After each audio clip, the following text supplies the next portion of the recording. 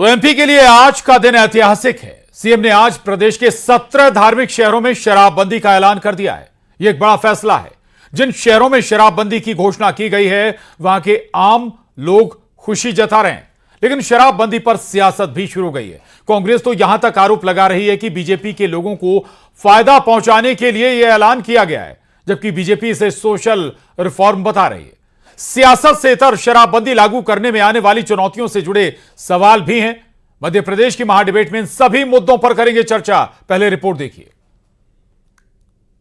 धार्मिक नगरी में शराबबंदी, सीएम का बड़ा ऐलान। की आदत, खासकर शराब से परिवार के परिवार बर्बाद हो जाते हैं। यह बहुत बड़ा कष्ट है, सामाजिक बुराई आती है। हमारे लिए हमने संकल्प लिया है, हमारी सरकार के माध्यम से 17 अलग अलग धार्मिक नगरियों में हम शराबबंदी करने की घोषणा कर रहे हैं। अगले समय से सारी दूर, कोई देसी नहीं, कोई विदेशी नहीं, सभी प्रकार की धार्मिक शहरों के अंदर शराब की दुकानों में ताले लगाए जाएंगे।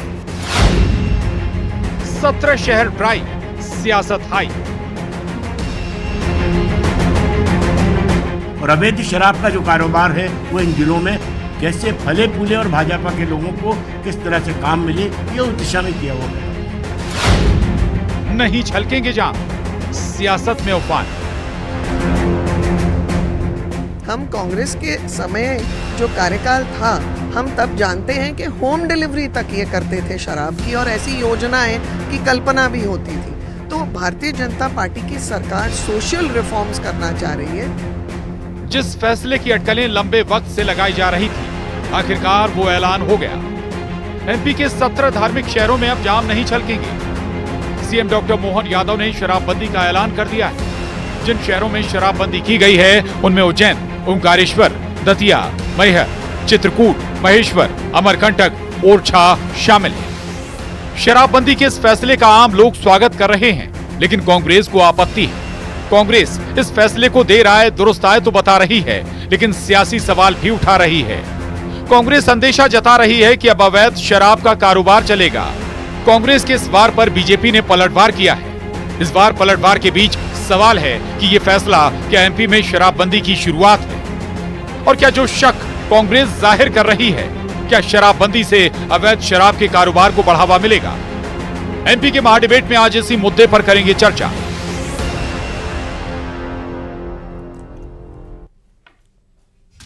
तो शराबबंदी पर आखिर सियासत क्यों हो रही है, इस पर चर्चा करेंगे, लेकिन पहले जान लेते हैं आज के बड़े सवाल। महाडिबेट के आज के सवाल हैं: शराबबंदी का ऐलान, फिर सियासत क्यों? 17 शहरों में शराबबंदी, ये शुरुआत है क्या? और तीसरा और आखिरी सवाल, शराबबंदी लागू करने में आखिर चुनौतियां क्या क्या है? इन सवालों के इर्द गिर्द हम चर्चा को आगे बढ़ाएंगे। कुछ और सवाल भी होंगे अलग अलग पहलुओं पर, लेकिन सबसे पहले अपने बेहद खास मेहमानों से आपका तारुफ करा देते हैं। हमारे साथ इस वक्त भूपेंद्र गुप्ता जी जुड़े हैं, प्रवक्ता हैं कांग्रेस के। बहुत स्वागत है भूपेंद्र जी आपका। परमहंस अवधेश पुरी जी महाराज हमारे साथ हैं उज्जैन से, आपका भी बहुत स्वागत है। वरिष्ठ पत्रकार सत्यप्रकाश शर्मा जी हमारे साथ इस चर्चा में हैं, आपका भी बहुत स्वागत है। साथ ही बीजेपी से वंदना त्रिपाठी जी हमारे साथ जुड़ेंगी। लेकिन सबसे पहले परमहंस अवधेश पुरी जी महाराज आपके पास आऊंगा। ये वाकई बहुत बड़ा फैसला है सरकार का, और इसे अगर हम सियासत से इतर हटकर आपसे समझें तो 17 धार्मिक नगरों को चुना गया है। एक बड़ा संदेश भी जाएगा, ये मैसेज भी जाएगा। दूसरा, तमाम तरह की जो चीजें हैं इससे बहुत हद तक केवल धार्मिक नगरों की शराबबंदी की दृष्टि से ना देखें तो वहां पर अपराध में भी कमी आ सकती है। कई और तरह के जो तस्वीरें हैं, हमें अच्छी पॉजिटिव तस्वीरें देखने को मिल सकती हैं। अवधेश पुरी जी, घोषणा की जी बहुत अधिक प्रशंसा करना चाहूंगा। ये बहुत ही प्रशंसनीय पहल है, और माननीय डॉक्टर मोहन यादव जी को बहुत बहुत इस कार्य के लिए बधाई देना चाहूंगा, शुभकामनाएं देना चाहूंगा। मैं मानता हूं कि भगवान महाकाल की उनके ऊपर बड़ी कृपा है कि कम से कम इतने सुंदर सुंदर निर्णय वो ले रहे हैं। शराबबंदी का निर्णय, जी धार्मिक नगरों में शराबबंदी का निर्णय, ये अपने आप में एक वरदान जैसा है। इसको अभिशाप नहीं समझना चाहिए, इस पर कोई किसी प्रकार की राजनीति नहीं करना चाहिए। जी, क्योंकि शराब के कारण न जाने कितनी माताएं दुखी हैं, कितनी बहनें दुखी हैं, कितने परिवार टूट रहे हैं, कितने परिवार बर्बाद हो रहे हैं। शराब एक ऐसा नशा है जो कि परिवारों को नष्ट कर देता है, तहस नहस कर देता है, उनकी आर्थिक जो रीढ़ की हड्डी है उसको तोड़ करके रख देता है। बिल्कुल। तो ऐसी स्थिति में अगर शराबबंदी का निर्णय लिया है तो धार्मिक नगरों में तो इससे एक पवित्रता आएगी ही, ये बहुत अच्छी बात है। लेकिन इसके अलावा भी जिन जिन क्षेत्रों में शराबबंदी का निर्णय लिया है, वो 17 जगह आप बता रहे हैं, वो अपने आप में बहुत ही प्रशंसनीय है और मैं इसकी हृदय से प्रशंसा करता हूं, बार बार धन्यवाद देता हूं। बिल्कुल ठीक है। हमारे साथ वंदना त्रिपाठी जी भी जुड़ गई हैं, प्रवक्ता बीजेपी, आपका भी बहुत स्वागत है। लेकिन थोड़ी सी बात जरूर करेंगे कि केवल मध्य प्रदेश नहीं बल्कि इससे पहले कई राज्यों में शराबबंदी की जा चुकी है। गुजरात में 1960 से ही शराबबंदी है, इसके अलावा बिहार में भी शराबबंदी है, मिजोरम, नागालैंड, लक्षद्वीप, पूरी तरह से शराबबंदी यहां पर है। कुछ राज्य ऐसे भी हैं जहां शराबबंदी शुरुआत की गई लेकिन बाद में हटा दी गई। राजस्व एक बड़ी वजह बनी, चूंकि राजस्व कम हो रहा था। ऐसे मणिपुर भी हैं, हरियाणा भी, आंध्र प्रदेश भी हैं। चुनौतियां क्या क्या होंगी अगर शराबबंदी आपने की है? शराबबंदी करने के बाद फिर अवैध शराब वाली एक परेशानी हो जाती है, जहरीली शराब से लोगों की मौत जैसी चुनौतियां होती हैं। ऐसी बहुत सारी चुनौतियां भी साथ में लेकर आएगी ये शराबबंदी। 17 जगहों पर, अभी केवल 17 जगहों पर बात है, प्रदेश की बात नहीं है। वंदना त्रिपाठी जी, शराबबंदी का अनाउंसमेंट तो कर दिया आपने 17 धार्मिक जगहों पर, लेकिन इसका एग्जीक्यूशन आप समझ रहे हैं क्या? इजी बिल्कुल नहीं है भाई। क्या एक प्रदेश में 17 जगहों पर आपने शराबबंदी की है, क्या बाजू वाले शहर से वहां शराब नहीं पहुंच सकती? क्या शराब पीकर लोग वहां पर नहीं पहुंच पाएंगे? क्या अपने साथ शराब लेकर उस शहर में नहीं पहुंच पाएंगे? क्या इस थोड़े से व्यावहारिक पहलू को समझिएगा वंदना जी। जी प्रशांत जी नमस्कार, समस्त पैनल को नमस्कार, महाराज जी को नमस्कार। देखिए, सबसे पहले तो प्रशांत जी, जो शराबबंदी का निर्णय माननीय मुख्यमंत्री जी ने लिया है उसके लिए मैं उनका बारंबार साधुवाद करती हूं। जिस प्रकार से माननीय मुख्यमंत्री जी सनातन के ध्वजावाहक बने हुए हैं, यह दर्शाता है कि माननीय मुख्यमंत्री जी ने अगर निर्णय लिया है और ये कड़ा निर्णय लिया है तो इसको किस तरह से धरातल पर उतारना है इसका भी वो ध्यान रखेंगे। किस प्रकार से शराब ना बिके, अवैध शराब ना बिके उन 17 जिलों में, इस बात का पूरा ध्यान रखा जाएगा। पुलिस प्रशासन को कड़ा किया जाएगा। और देखिए, शराब अपने आप में एक इतना बड़ा जहर है जो परिवारों को खराब कर देता है, परिवार के मुखिया को खराब कर देता है। जिस प्रकार से माननीय महाराज जी ने कहा, रीढ़ की हड्डी को तोड़कर रख देता है।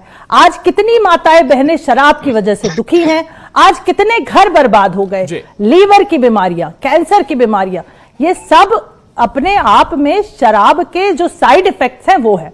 साथ ही साथ जब हम धार्मिक स्थलों की बात करते हैं तो धार्मिक स्थल पर जितने भी वंदना जी, मेरा सवाल थोड़ा सा समझिएगा। मैं समझ गया, ये सारी मंशा आपकी बहुत अच्छी है, सरकार का फैसला बहुत अच्छा है, सराहनीय फैसला है, लेकिन इस फैसले को अमली जामा कैसे पहनाएंगे, एग्जीक्यूट कैसे करेंगे आप? ये कैसे तय होगा कि भाई अगर उज्जैन धार्मिक नगरी है, उज्जैन में शराबबंदी हो रही तो क्या दायरा होगा उसका? भाई आप धीरे से हाईवे भी पहुंच जाएंगे, थोड़ी से चलेंगे तो हाईवे भी पहुंच जाएंगे, क्या वहां शराब मिल जाएगी क्या? या फिर वहां शराब उपलब्ध रहेगी, वहां से लेकर कोई अंदर नहीं आ जाएगा क्या? वो थोड़ा सा समझाइए कम शब्दों में, फिर भूपेंद्र जी के पास जाऊंगा। जी देखिए प्रशांत जी, अगर उज्जैन की दृष्टि से मैं आपको एक एग्जाम्पल के रूप में उज्जैन को लेकर समझाऊं तो देखिए, अगर हाईवे में शराब बिक भी रही है तो शहर के अंदर कोई शराब लेकर ना प्रवेश कर सके, खास करके जब कोई धार्मिक आयोजन चल रहा है जैसे सिंहस्थ या बाकी चीजें, तो उसके लिए चेक पोस्ट बनाए जाएंगे, नाके बनाए जाएंगे। वहां पर पुलिस प्रशासन इस बात का ध्यान रखेगा कि कोई भी अवैध तरीके से शराब लेकर शहर में प्रवेश ना करे। साथ ही साथ जितनी शराब की दुकानें, खास करके मंदिर क्षेत्र के आसपास जितनी शराब की दुकानें, उन सबको तत्काल प्रभाव से बंद किया जाएगा और कठोर तरीके से ये निर्णय लिया गया है, तो इसे कठोर तरीके से लागू भी किया जाएगा। कोई भी गलत तरीके से शराब बेचने का अगर कार्य करेगा तो उस पर केस किया जाएगा। आपने वंदना त्रिपाठी जी की बात पूरी सुनी। दूसरा ये कि भाई लेकिन कांग्रेस तो अलग ही लाइन ले रही, कांग्रेस कह रही कि भाई आप अपनों को फायदा पहुंचाने के लिए शराबबंदी कर रहे हैं। देखिए, पहली चीज तो मैं वंदना जी को बधाई देना चाहता हूं कि इन्होंने ये महसूस किया कि जो है एक तरह का जहर है शराब, इससे परिवार भी नष्ट होता है, शरीर भी नष्ट हो जाता है। हमारी इनकी पार्टी को ये बात समझने में 20 साल लग गए। इन्होंने इतने स्टेप उठाए, इन्होंने हाथ खोले, इन्होंने जो है महिला अधिकारियों के माध्यम से दुकानों पर शराब बिकवाई। इन्होंने रात के 12 बजे तक शराब की दुकानें खोलने के आदेश निकाले। इसके बाद इन्होंने जो है पुलिस के द्वारा ऑटो में रखकर दारुएं बिकवाई। और इसके बाद इन्होंने जो है जितने भी कार्य हो सकते हैं, जब शराब घर घर में पहुंच गई, जब शराब आदमी की लत बन गई, तब इन्हें ख्याल आया कि जो है पवित्र नदियों शहरों की शुचिता का भी ख्याल रखा जाना चाहिए। कमलनाथ सरकार ने होम डिलीवरी शुरू कराई थी शराब की। आपको शायद इसका अंदाजा नहीं है, मगर आपकी कोई मजबूरी होगी ये बताने के लिए कि वो होम डिलीवरी शुरू नहीं हुई थी। सुन लीजिए, और वो सरकार ने जब ये फैसला लिया, उसी से उन्होंने उस फैसले को विड्रा भी कर लिया। और आप जो है रात के 12 बजे तक का फैसला अगर विड्रा हुआ हो तो बता दें। तो ये जो है, ये इसको कमलनाथ इक्वल टू शिवराज सिंह करने की कोशिश ना करें। अपन एक जो है सामाजिक डिस्कशन कर रहे हैं, है ना, इसको बराबरी करेंगे कि इक्वल टू, तो इसमें कोई फायदा नहीं। भूपेंद्र जी, तो मैं ये बात कहना चाह रहा हूँ, कोई मजबूरी नहीं है भूपेंद्र जी, मेरी पूरी बात, कहीं कोई मजबूरी नहीं, मेरी बात तो सुन लीजिए मेरे मालिक, उठाऊंगा मैं जी। आप मुझे डिस्कशन करने नहीं दे रहे भूपेंद्र जी। तो मैं पहले तो महाराज जी की इस बात से पूरी तरह से आपको याद दिलाना पड़ेगा ना, आपकी सरकार भाई मुझे बोलने जी, तो मुझे बोलने, बोलिए ना, बोलिए मुझे और 2-3 चीजें आप इकट्ठे याद दिला दो ताकि मैं सबका उत्तर दे दूं। कोई और मन में बात हो तो बोल दीजिए। ठीक, ये जो है, जो हमारी नगरियां हैं, जो हमारे जो है ईश्वर के स्थान हैं, उनकी शुचिता और पवित्रता कायम रहनी चाहिए। ये बड़ा विषय है, इसलिए कि हम जो है कुछ परंपराओं को मानते हैं, कुछ परंपराओं में हम शामिल होते हैं। हम जो है आध्यात्म की नगरियों की श्रेष्ठता को स्वीकार करते हैं अनादि से, जब से बीजेपी पैदा नहीं हुई थी तब से भी, और हजारों साल से हम इस चीज को लेकर चलते हैं। हमारी दुनिया में पहचान आध्यात्म के कारण।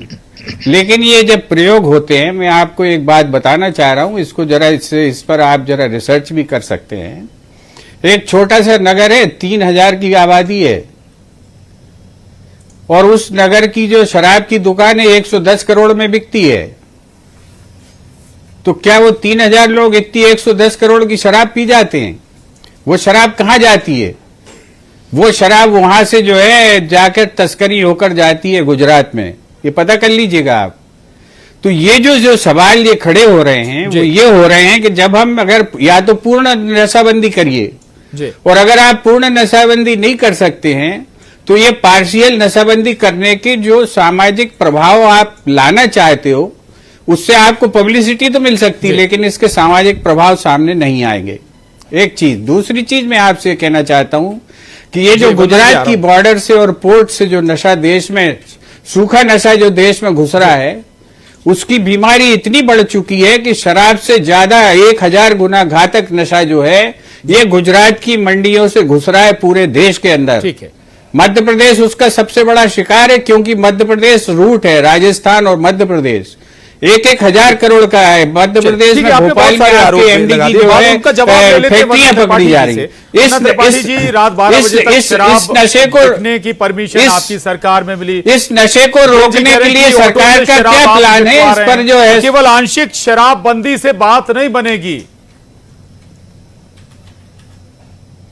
मैं चाह रहा हूं, एक कहावत आपने सुनी होगी, धीरे धीरे रे मना धीरे धीरे सब होए, माली सींचे 100 घड़ा ऋतु आवे फल होए। तो धीरे धीरे लत को छुड़ाया जाता है, एकदम से कोई भी लत किसी की नहीं छूटती।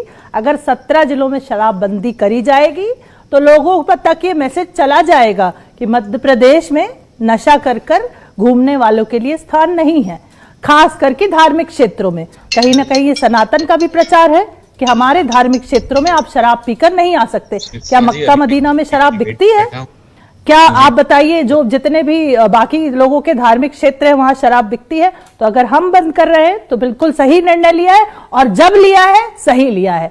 रही बात कांग्रेस पार्टी की, तो कमलनाथ जी की बात को ये नकार देते हैं, भाजपा की बात पर ये आ जाते हैं। होम डिलीवरी शराब की करना क्या सही था? अरे भाई फैसले हैं, ये कागज में लिखे बात याद दिला दूं कि इनकी एक प्रवक्ता थी राधिका घीरा, उन्होंने कहा था कि कांग्रेस पार्टी की जो पार्टीज होती है, लेट नाइट कॉकटेल पार्टीज, उसमें उनके प्रवक्ताओं को फोर्स किया जाता है, महिला प्रवक्ताओं को बोला जाता है जी, कि ठीक आओ है और हमारे साथ जी, आकर शराब पियो। ठीक है वंदना जी, मैं लौट रहा हूं आपके पास।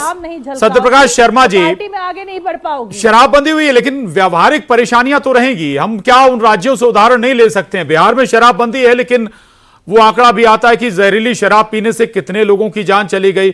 दूसरा ये कि गांव में क्या, ग्रामीण क्षेत्रों में जो महुआ लहान बनता है, क्या आप उसे रोक पाएंगे? क्या कितना एडमिनिस्ट्रेशन, कितनी पुलिस फोर्स आप लगाएंगे, तब भी क्या ये मुमकिन हो पाता है क्या? शांत जी, ये हाइपोथेटिकल क्वेश्चन है आपका कि अगर बैन हुआ तो आगे क्या होगा जी।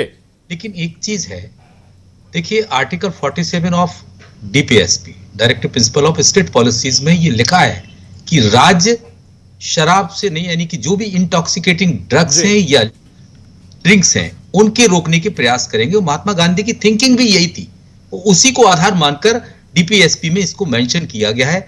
हालांकि ये केवल मध्य प्रदेश नहीं, गुजरात में तो 1 मई 1960 से बंद है। बिल्कुल, देश के 5 राज्य लगातार चला रहे हैं, चाहे नागालैंड हो, मेघालय हो, मिजोरम हो।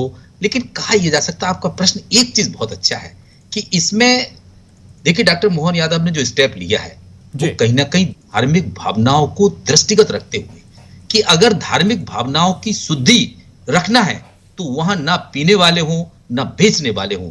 ये स्टेप का स्वागत तो पहले होना चाहिए।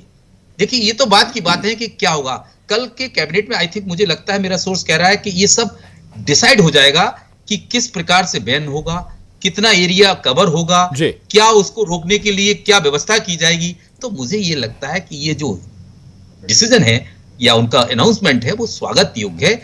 लेकिन ये भी जरूरी है कि धीरे धीरे हो सकता है कि वो प्रदेश को उस तरफ ले जाएं, बिहार की तरफ या गुजरात की तरफ। हालांकि ये खबरें आप भले ही कह रहे हैं कि वहां बैन है, लेकिन मध्य प्रदेश में अभी बैन नहीं है, छत्तीसगढ़ में बैन नहीं है, फिर भी ये इंसिडेंट होते हैं इल्लीगल सेल के। इल्लीगल सेल और इल्लीगल लिकर दो चीजें अलग अलग है। इल्लीगल लिकर अगर बिक रहा है वो एक अलग चीज है, इल्लीगल सेल हो रहा है वो एक अलग चीज है। तो मेरा कहने का तात्पर्य है कि कभी भी आखिर कितनी खतरनाक कानून बने हैं प्रदेश के अंदर, लेकिन फिर भी उनकी अगेंस्ट वो घटनाएं तो होती हैं। तो घटनाओं को दृष्टिगत रखते हुए मुझे ऐसा लग रहा है कि कल कैबिनेट कुछ ऐसे डिसीजन लेगी जिससे कम से कम धार्मिक की 17 स्थान जो हैं, सिटीज की बात की, हालांकि उन्होंने अभी जिले की बात नहीं की है कि उन्होंने 11 जिलों के ये 17 स्थान हैं, 11 जिलों में है ये 17 धार्मिक स्थान जहां पर शराबबंदी करने की अनाउंसमेंट अगर हम कहें लगभग ऑफिशियल तो हो ही गई है। ठीक है, मैं लौटूंगा। वंदना त्रिपाठी जी, ये बताइए, राजस्व एक बहुत बड़ा राजस्व का जरिया होता है आबकारी या कहीं शराब के जरिए जो टैक्स आता है, अगर उस फॉर्मेट पर जाए जो बात शिवराज जी कह रहे थे कि धीरे धीरे लगभग पूरे स्टेट में करेंगे, हालांकि वो डिसीजन नहीं ले पाए, शायद संभव ये बड़ी वजह रही और ये हार्ड डिसीजन मोहन यादव जी ने लेने की कोशिश की है। 17 धार्मिक स्थलों पर राजस्व भी इफेक्टेड होगा, आपका राजस्व इफेक्टेड होगा तो बहुत सारी योजनाएं इफेक्टेड होंगी। उसका रास्ता कोई सरकार ने तलाशा है क्या, वंदना त्रिपाठी जी? देखिए, पहली चीज तो ये प्रशांत जी की जो 11 डिस्ट्रिक्ट्स में 17 स्थानों पे शराबबंदी की बात हुई है, उसका पूरा रोड मैप तैयार कर मुख्यमंत्री जी किस प्रकार से उसे लागू किया जाएगा, ये सारी चीजें आपके सामने आपसे साझा करेंगे। दूसरी चीज ये कि आप कह रहे हैं कि राजस्व का एक मुख्य विभाग आबकारी है, तो क्या गुजरात में शराब नहीं बिकती? तो वहां पर क्या गुजरात हमसे पीछे है? गुजरात हमसे काफी आगे है, तो वहां पर भी तो शराब नहीं बिकती, वो भी एक ड्राई स्टेट है। तो अगर वो लागू कर सकते हैं, बिहार लागू कर सकता है, तो हम क्यों नहीं लागू कर सकते? अगर भविष्य में इस प्रकार की योजना मुख्यमंत्री जी लाते हैं तो कोई बड़ी बात नहीं है। उसके विषय में भी मुख्यमंत्री जी संज्ञान में, सारे अधिकारियों को संज्ञान में लेकर कुछ योजना, कुछ रोड मैप तैयार करेंगे। और अगर उन्होंने ये सनातन को प्रोटेक्ट करने के लिए, सनातन की रक्षा के लिए अगर ये निर्णय लिया है कि धार्मिक स्थलों पर शराब की बिक्री नहीं होगी, तो देखिए हर किसी की धार्मिक भावनाएं होती हैं। नशा कर मंदिर स्थान पर इस प्रकार के धार्मिक स्थलों पर जाना वैसे भी सही नहीं है। और किसी के भी धार्मिक स्थल पर, मैं ये नहीं कहती हूँ कि हिंदू धार्मिक स्थल, किसी भी धार्मिक स्थल पर हम जाते हैं तो हम पवित्रता को एक बहुत बड़ा पैरामीटर मानते हैं। बात कही किसी भी धार्मिक स्थल पर, तो कहीं ना कहीं नशा। भूपेंद्र गुप्ता जी, हालांकि ये बात और है, ये मुझे लगता है शायद ऐड ऑन होना चाहिए कि केवल हिंदू धार्मिक स्थलों पर ही क्यों शराब बैन, बाकी जो धार्मिक स्थल हैं दूसरे समुदायों के, वहां पर भी फिर डिसीजन होना चाहिए था। देखिए, मेरा निवेदन यह है कि मध्य प्रदेश इस वक्त सूखे नशे की गिरफ्त में है। गांजा, चरस, एमडी, इस पर रोक क्यों नहीं? क्या जो है शराब बंद करने वाला आदमी जो है गांजा चरस पर तो भूपेंद्र जी हमेशा से गांजे का नशा कर सकता है, ये तो अवैध है ना, गांजा चरस पूरी बात तो सुन ले। अरे भाई मेरे भाई पूरी बात तो कहने दिया कीजिए।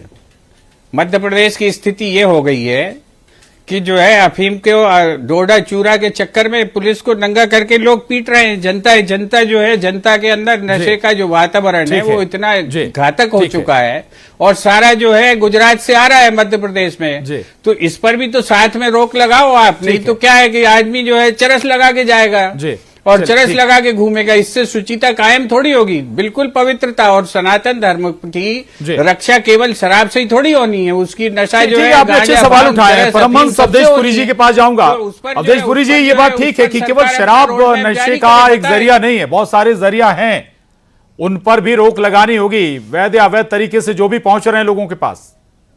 जी बिल्कुल ठीक है, लेकिन मैं ये भी कहना चाहूंगा कि नशे की खेपें, इसका जवाब देना चाहिए बीजेपी को। बिल्कुल ठीक है, लेकिन ये भी मैं कहना चाहूंगा कि something is better than nothing. कम से कम इस साहसिक कदम को उठाया तो सही। इससे पहले तो इस कदम को उठाने की लोगों की हिम्मत ही नहीं हो पाई थी। तो अगर माननीय मोहन यादव जी ने इस कदम को उठाया है तो मैं कहूंगा कि उनकी बार बार प्रशंसा होनी चाहिए, उनको धन्यवाद देना चाहिए, बधाई देनी चाहिए। अब रही कि बाल की खाल निकालने की बात, तो ये तो कांग्रेस के जो प्रवक्ता भी बोल रहे हैं वो बाल की खाल निकाल रहे हैं। उनको ये सोचना चाहिए कि क्या कांग्रेस के समय पर इतने दिन से मध्य प्रदेश बना है, क्या कांग्रेस की सरकार नहीं थी? तब ये निर्णय क्यों नहीं लिया? आपने शुरुआत क्यों नहीं की? मुझे तो आशा है। आपकी बात पर रिएक्शन जरूर लेता भूपेंद्र जी से, लेकिन वक्त कम है। एक छोटा सा रिएक्शन सत्यप्रकाश शर्मा जी, अब कम से कम अगर ये बोल्ड डिसीजन मोहन सरकार ने ले लिया है तो फिर कम से कम अध्ययन अब उन राज्यों का जरूर करना चाहिए जहां शराबबंदी सफल है। सत्यप्रकाश जी, हम ही ने लगाया प्रतिबंध, देखिए बीजेपी ने नहीं लगाया है। उन्होंने धार्मिक स्थलों के साथ ये जो डिसीजन लिया है, मध्य प्रदेश हो सकता है कि उन राज्यों की श्रेणी में भी शामिल हो सकता है जहां टोटली ये बैन है। हालांकि ये बहुत ही कॉम्प्लेक्स डिसीजन है क्योंकि इससे रेवेन्यू का मेजर प्लेयर एक्साइज डिपार्टमेंट माना जाता है। वाकई रेवेन्यू पर बड़ा असर पड़ेगा। और हालांकि हो सकता है सरकार ने जब ये डिसीजन लिया है तो इसके पीछे के जो पहलू हैं वो जरूर खंगाल लिए गए होंगे, जरूर देख लिया गया होगा कि क्या राजस्व से हानि हो रही है और उसको कैसे भरपाई की जाएगी, क्या गौर गतिविधियां होंगी, जो रास्ते होंगे। बहरहाल चर्चा को आज यही खत्म करेंगे। आप सभी खास मेहमानों का धन्यवाद। महाडिबेट में इतना ही।